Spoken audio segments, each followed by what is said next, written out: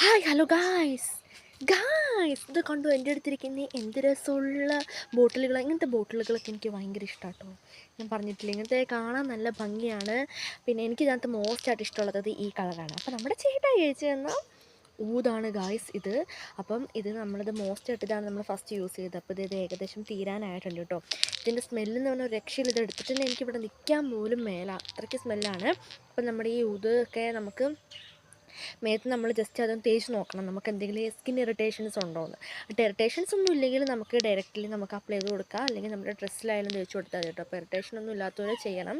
പിന്നെയെന്ന് പറഞ്ഞിട്ടുണ്ടെങ്കിൽ നമ്മളിത് ഡയറക്റ്റ് അപ്ലൈ ചെയ്ത് കൊടുക്കും, നമ്മുടെ സ്കിൻ ഡാമേജ് ആവുമെന്നൊക്കെ കേട്ടിട്ടുണ്ട്. അപ്പം നമ്മുടെ സ്കിന്നിന് പറ്റിയതൊക്കെ നിങ്ങൾ ചൂസ് ചെയ്യാം കേട്ടോ.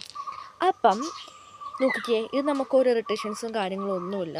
നമ്മൾ ഫസ്റ്റ് ടെസ്റ്റ് ചെയ്യുള്ളൂ നമ്മുടെ ഇവിടെ വെച്ചിട്ട്.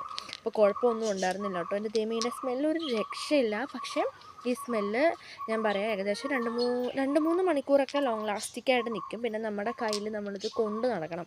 എന്തിനാണെന്ന് ചോദിച്ചിട്ടുണ്ടെങ്കിൽ നമുക്ക് ഇടയ്ക്കിടയ്ക്ക് നമുക്ക് പൂശാൻ വേണ്ടിയിട്ട്. അപ്പോൾ കയ്യിലൊരു സ്പ്രേ എപ്പോഴും കരുതുന്നത് എന്തുകൊണ്ടും നല്ലതാണ്.